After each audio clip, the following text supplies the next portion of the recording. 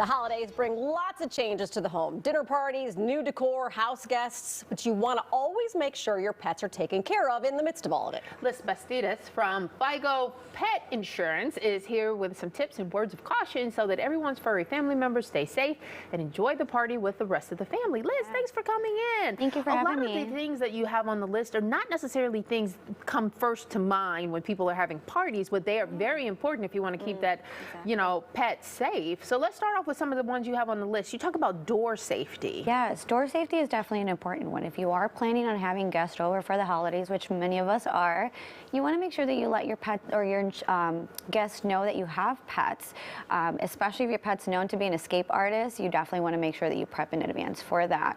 You also, if you're a pet parent like me and you're very worried about your pets escaping, you want to make sure that you just do periodic head counts of your pets to make sure everyone's safe and sound. Yeah, from all the people opening and closing the door. Exactly. Yeah, because even people might step outside if someone's a smoker and they go outside to smoke, and you don't know that they're going outside and they're not as conscious about the door. Exactly right. And there's also baby gates you can use to kind of block off that section if you are worried. Yeah, that's true. And then also with your guests, their coats. I didn't think of this one. This is a great one. Yes.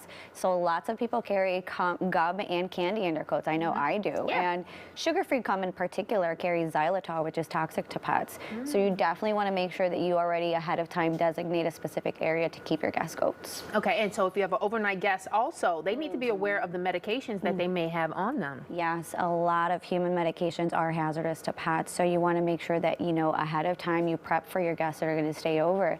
You empty out a medicine cabinet for them or designate a specific cabinet so that they can keep their belongings. We hear a lot about things that obviously are toxic to dogs, food-wise, chocolate and grapes. You don't want to give those types of things, but also holiday decor not only can be toxic, it's just downright dangerous. Yes, so when you're putting up a Christmas tree, we know that it's going to immediately spark their attention. So you want to make sure that you're strategic in how you place their ornaments. You want to place them high enough in your tree so your pet can't snatch them while you're away. But also tinsel and strings are very commonly ingested as holiday decor, so and they can cause bowel obstruction. So you want to make sure that you stay away from those as well. Okay, I was thinking, oh yeah. I was also thinking too, and it never would occur to me until my dog did it. He peed on the tree. He drank the water. Yes, drink the water if you have a real tree. If you put chemicals in there to treat it, they're going to get sick. And then there's a lot of those ornaments they make out of like a Play-Doh type of things that are sealed, but they still look like cookies to the dogs. Candy canes? Yeah. Oh, candy canes are toxic to So obviously not that much of toxic, but it can cause an upset stomach. Oh, yeah. And that's going to make for a mess. They're wrapped in The plastic. wrapper. Exactly right. Oh gosh, they're such little escape artists. And what about plants? Poinsettias, different mistletoe? Mistletoes, lilies, definitely all toxic to pets. So you definitely want to make sure that if you are going to have them as your decor, that you keep them in a place that is not very frequently by your pets. Like right in front of the fireplace where everyone puts theirs, like on the ground in their noses. Yeah. Because it's pretty and they want everybody to see them, but And with fireplaces, you want to make sure that you keep that covered and there's a screen up. oh yeah. With the plants we're talking about, I had read one, so correct me if I'm wrong, that it's toxic to like dogs but not to cats. Is that the case, or there's toxic to all animals? So lilies in particular are very toxic to cats, not so much dogs. Poinsettias are mildly toxic to cats, but you definitely want to err on the safe side and keep them away. Okay. The other thing that's on a tree that probably attracts a lot of pets are the lights. Yes. And the lights, and they're wiring, it's electricity, and they may want to chew on them. Yes, definitely a hazard that you want to keep in mind of. Keep those tucked away.